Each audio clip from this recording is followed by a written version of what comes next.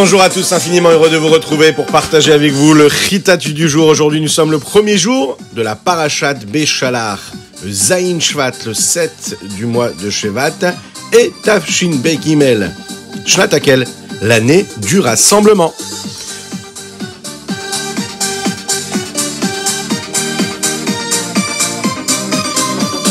Et nous allons démarrer tout de suite avec le Chumash, le Rishon du jour. Les Bnei Israël vont enfin sortir d'Égypte.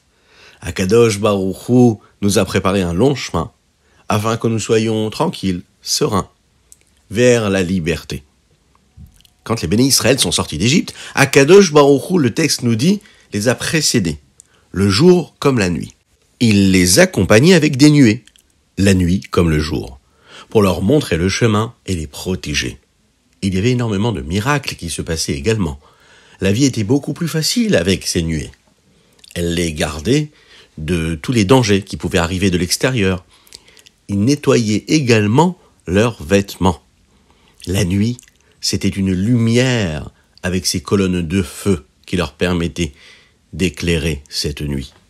Le troisième jour, Akadosh Baruch Hu va dire à Moshe de prendre les Béné Israël et de les ramener encore une fois vers la mer Rouge. Pourquoi ? Afin que les Égyptiens qui les suivaient puissent se retrouver enfermés dans cette mer Rouge et que les Béné Israël puissent être tranquilles et ne craignent plus les Égyptiens qui les poursuivaient. Lorsque Paro a vu ça, il a eu l'impression que les Béné Israël étaient bloqués dans le désert. Et il s'est mis donc en tête de les poursuivre. Et de cette façon-là, Kadesh Baruch Hu allait le punir, lui et les Égyptiens. Et de cette façon-là, tout le monde pourra voir la force de Dieu. Bien que les Béné Israël avaient quand même un peu peur de retourner encore une fois en Égypte, ils ont eu la confiance, ils ont eu la foi en Akadosh Baruch Hu, et ils ont cru ce que Moshe leur demandait de faire, et ils savaient qu'Akadosh Baruch Hu leur voulait que du bien. En attendant, Paro, lui, de son côté, craint énormément ce qui se passe, et regrette d'avoir permis aux Béné Israël de sortir. Il va donc convaincre beaucoup de ces Égyptiens qui vivaient avec lui, de venir avec lui, et de faire la guerre contre les Juifs et d'aller récupérer l'argent et l'or que les Béné Israël avaient pu prendre en sortant d'Égypte. Paro va prendre avec lui tous les chevaux qui ont été sauvés des différentes plaies que l'Égypte avait reçues juste avant. Il va prendre 600 chars qui avançaient avec une rapidité extraordinaire. Ils vont tous partir ensemble, ils vont mettre, d'ailleurs, le Midrash nous dit même des bijoux autour de ces chars-là, qui étaient juste derrière ces chevaux. Un seul instant, Paro a quand même hésité, est-ce qu'il devait aller ou pas. Mais Akadosh Baruch Hu ne lui a pas permis de faire teshuva avec facilité. Il a décidé de continuer et de poursuivre les Béné Israël. Et la suite des événements, c'est ce qu'on découvrira dans notre deuxième partie du Chumash de la semaine, de la Parashat Beshalach, dans le Sheni, c'est-à-dire demain, Bezrat Hashem.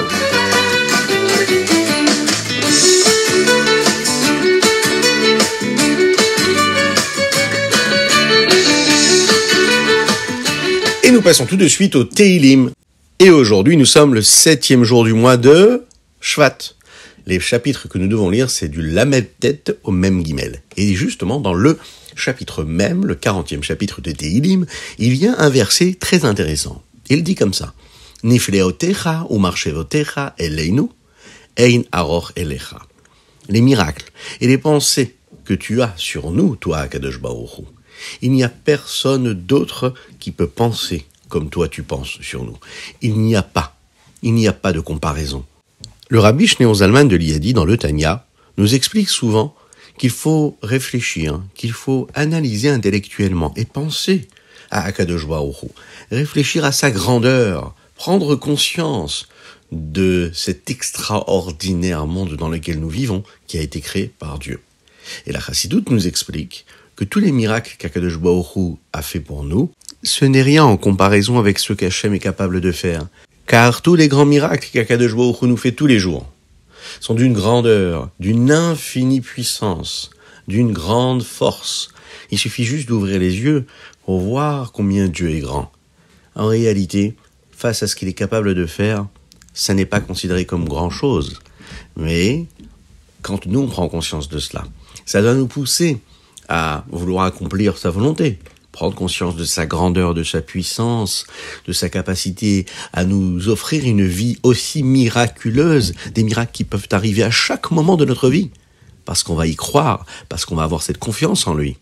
En accomplissant les mitzvot, on se rapproche de cette conscience-là, de ces miracles. Si on est conscient des miracles de Dieu, eh bien, on peut accomplir ces mitzvot, parce qu'on sait qu'on est attaché à lui. On accomplit sa volonté. Et quand on se comporte de cette façon-là, eh bien, vous savez ce qu'on fait. On permet à Mashiach d'arriver le plus rapidement possible.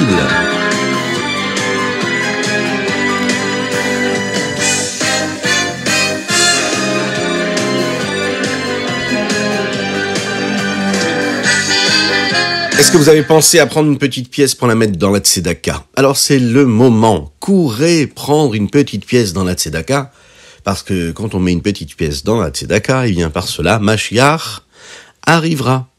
Et nous passons tout de suite au Tanya du jour.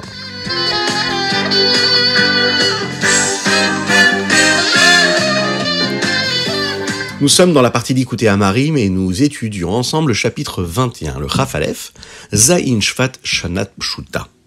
Aujourd'hui dans le Tanya, on va étudier sur ce qu'est l'importance de l'unicité d'Hachem. On va comprendre encore un petit peu mieux ce qui a été dit hier dans le Tanya. Le Rabbi Shlomo Zalman nous explique comment est-ce qu'il faut donner de la valeur à chaque fois où on prend la décision de suivre un choix que nous faisons.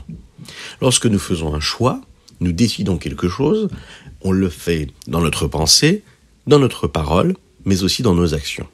On le sait bien, lorsqu'on fait une mitzvah, on s'attache à Dieu. Lorsqu'on fait une avéra, on se détache de Dieu. Le fait d'être conscient de cela, ça nous donne des forces de se renforcer. Sur quoi ? Sur ce vent de folie, cet esprit de folie dont nous avons parlé déjà, qui provient de cet âme animale et qui nous pousse à faire l'inverse de la volonté d'Akadosh Baruch Hu et qui nous enlève l'envie de faire les mitzvot qu'Akadosh Baruch Hu nous demande. Et on va voir que cela a une incidence sur la conscience que nous devons avoir, sur l'unicité d'Hachem. Hachem est unique, un et unique. Un homme peut dire énormément de choses, il peut penser à énormément de choses. Comparé à ce qu'il est capable de dire et ce qu'il dit vraiment, les pensées dont nous sommes conscients, comparé à toutes les pensées qui traversent notre esprit, il n'y a pas de comparaison.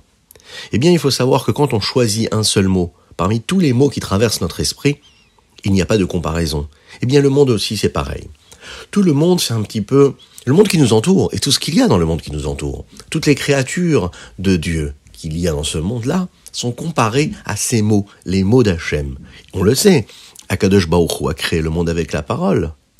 Ces mots-là n'ont pas d'importance comparés à Akadosh Baruch Hu lui-même et à tout ce qu'il est capable d'avoir comme volonté ou même de parole. Akadosh Baruch Hu, lorsqu'il utilise les mots, prenons un exemple, quand il a créé le monde, il a dit par exemple « Yehi or », que la lumière soit. Et la lumière fut.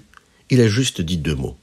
Le Rabbi Shlomo Zalman nous explique et nous montre comment de la Torah on voit que la pensée d'Hachem, c'est pas vraiment notre pensée. Les actions d'Hachem, ça n'est pas vraiment comme nos actions à nous. Parce qu'on peut pas comparer Dieu, qui est le créateur du monde, à ce que nous sommes nous, ces créatures. Donc la parole d'Akadosh Baruch Hu, la parole de Dieu, ça n'est pas comme notre parole à nous. La parole, c'est un bon exemple. C'est une bonne métaphore qui nous permet de comprendre un petit peu plus ce dont il s'agit. Mais une fois qu'on dit que Akadosh Baruch Hu est différent de nous, alors comment on peut utiliser cet exemple-là dans ce cas-là ? Là, le Tanya va nous dire qu'il y a une partie de la métaphore qui correspond à une vraie comparaison, et il y en a une autre qui ne peut pas être comparée. Dans la parole, il y a 2 notions. Première chose, quand on parle, on a la possibilité de communiquer avec une autre personne et de dévoiler ce qui était caché en nous.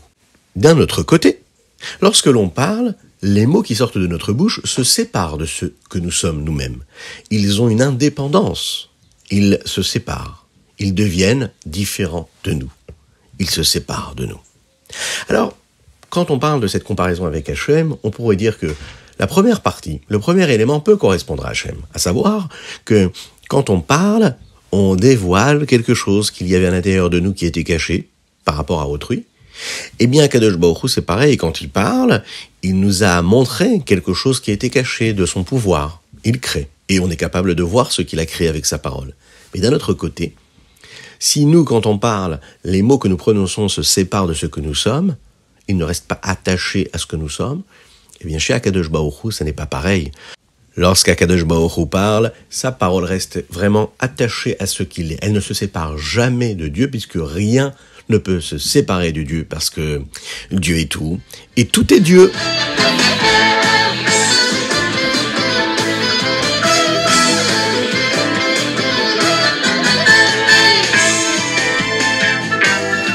Et nous passons tout de suite au Hayom Yom. Aujourd'hui, nous sommes le Zayin du mois de Shvat. Écoutez bien cette histoire.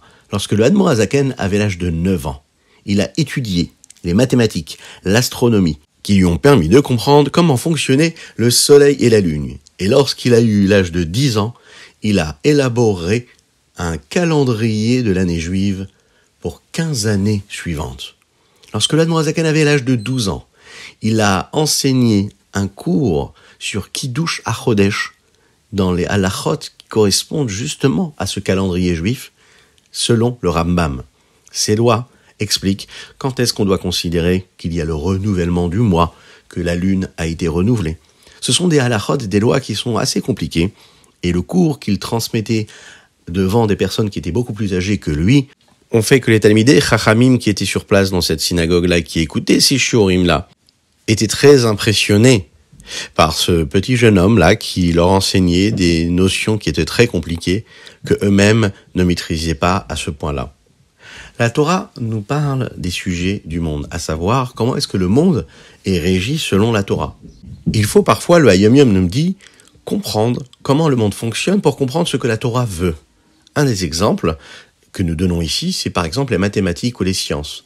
Afin de comprendre comment est-ce que le calendrier juif fonctionne, il fallait que le Admor Hazaken étudie ces sagesses-là. Le Rabbi Shlomo Zalman, le Admor Hazaken, était un grand décisionnaire, que ce soit dans la partie révélée de la Torah ou dans la partie cachée de la Torah. À savoir, le Shulchan Aruch, les halachot, d'ailleurs, il est l'auteur du Shulchan Aruch que nous appelons Harav, mais aussi du Tanya, qui est cette base-là de toute la Chassidoute. Il savait tout ce qu'il fallait savoir pour comprendre la halacha. Voici une petite histoire qui nous est racontée par le Rabbi sur cette idée-là. Lorsque le Rabbi est arrivé en Amérique, il a découvert qu'il y avait des grandes discussions rabbiniques sur une question halachique très importante, qui concernait toutes les communautés. À l'époque, tout le monde voulait utiliser ce qu'on appelle un micro pour parler, mais même le jour de Shabbat. Les gens ne savaient pas vraiment comment cela fonctionnait, et donc il y avait des rabbinim qui pensaient qu'on avait le droit de l'utiliser. Malheureusement, il y a des endroits où les gens ne pratiquent pas la religion comme il faut, et qui utilisent cela. Ils ont demandé donc la question au Rabbi. Le Rabbi a répondu. Il y a des rabbinim qui, eux, connaissent la halacha, mais qui ne savent pas comment fonctionne un micro.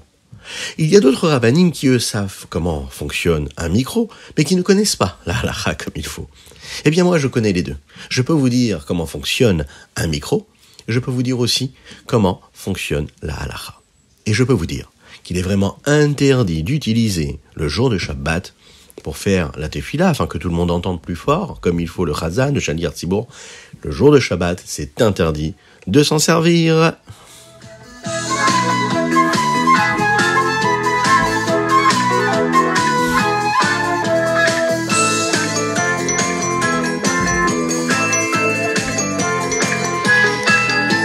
Et voilà, c'était notre Chitat du jour. J'espère que vous passez un bon moment. J'espère que vous allez partager avec vos amis ce Chitat, afin que nous soyons encore et toujours plus à étudier cette sainte Torah et à accomplir la volonté du Rabbi de Lubavitch. Je vous souhaite une excellente semaine, pleine de joie, de bonté, de grâce et de miséricorde.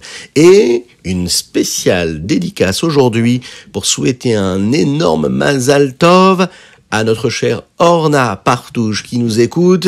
On lui souhaite une année en bonne santé, beaucoup de force, de réussite dans tout ce qu'elle entreprendra aujourd'hui, une belle bénédiction pour ses parents, pour ses frères et sœurs, pour sa famille, que Dieu la bénisse et qu'il la protège dans tous les domaines, et surtout un très très très très grand Mazal Tov.